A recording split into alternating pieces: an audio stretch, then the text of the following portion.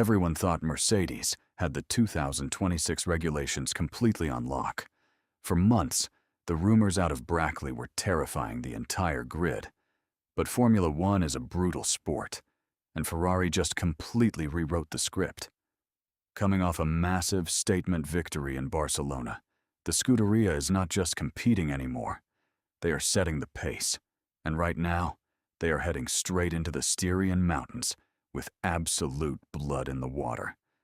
The Red Bull Ring in Austria has always been a beautiful anomaly. It is short, it is fast, and it punishes even the slightest mechanical weakness. But heading into this weekend, the narrative has completely flipped. Red Bull is defending their home turf under immense pressure.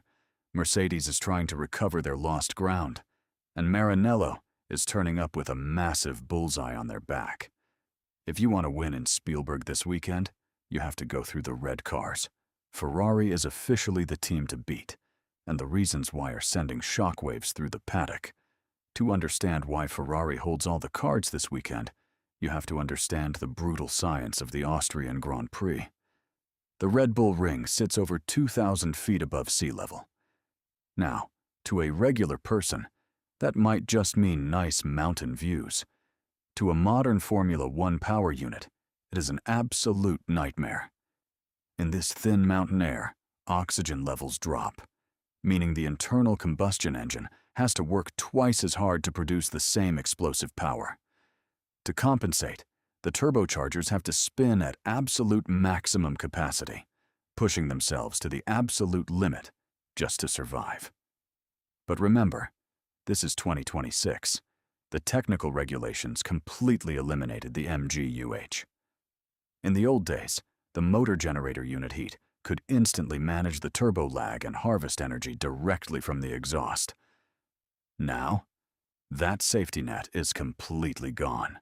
Every single team is entering the absolute unknown when it comes to managing anti-lag and keeping these massive turbos alive in high altitude. Every team except Ferrari. While rival manufacturers are scaling back their engine modes out of pure fear of a catastrophic reliability failure, Maranello's simulation data suggests their power unit architecture handles the thin air better than anyone else on the grid. They are not just surviving the altitude, they are weaponizing it. But the altitude advantage is only half the story. Thanks to the FIA's performance catch-up rules, Ferrari is introducing their first major, homologated engine upgrade of the season this exact weekend.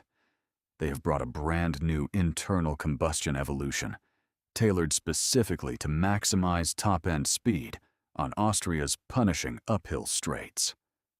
While Red Bull is struggling with packaging issues, and Mercedes is fighting to keep their energy deployment consistent over a full lap, Ferrari just dropped a horsepower bomb. Look at the track layout. Spielberg is a power-sensitive playground. It features 3 massive DRS zones right at the start of the lap, all of them leading into heavy braking zones. If you do not have the straight-line efficiency, you are a sitting duck. But Ferrari's new aerodynamic package, combined with this massive engine upgrade, gives them a terrifying dual advantage. They have the mechanical grip to hook up out of the slow-speed corners, like Turn 1 and Turn 3, and they have the raw, unadulterated power to pull away on the straights. It is a lethal combination that makes them virtually unpassable in a racing scenario. A perfect car is nothing without the drivers to point it in the right direction, and right now, the energy inside the Ferrari garage is immaculate. Lewis Hamilton is completely cooking. He has found his rhythm with the SF26, and his masterclass performance in Spain proved that when you give him a car capable of winning, he is still the most dangerous man on the planet. On the other side of the garage, Charles Leclerc is driving with a point to prove. The internal competition is pushing both drivers to a level we have not seen from a Ferrari lineup in over a decade. They are not just taking points off their rivals, they are taking points off each other, elevating the entire team's execution. Compare that to their rivals. Max Verstappen is fighting a car that looks incredibly unpredictable over the aggressive Austrian curbs.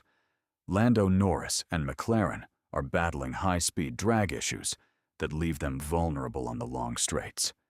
Ferrari is the only top team arriving in Austria with absolute harmony between chassis, engine, and driver confidence. So, what does this mean for Sunday's race? It means the rest of the grid is playing catch-up before the lights even go out. Ferrari has the momentum. They have the aggressive new aero package. They have an engine upgrade that defies the altitude, and they have two drivers operating at the absolute peak of their powers. The Red Bull Ring used to be a fortress for the Milton Keynes squad. But the times have changed, the regulations have shifted, and a new king is ready to be crowned in the mountains. If anyone thinks they are stopping the Scuderia from taking consecutive victories this weekend, you better think again. Ferrari is back, they are loud, and they are officially the team to beat in Austria.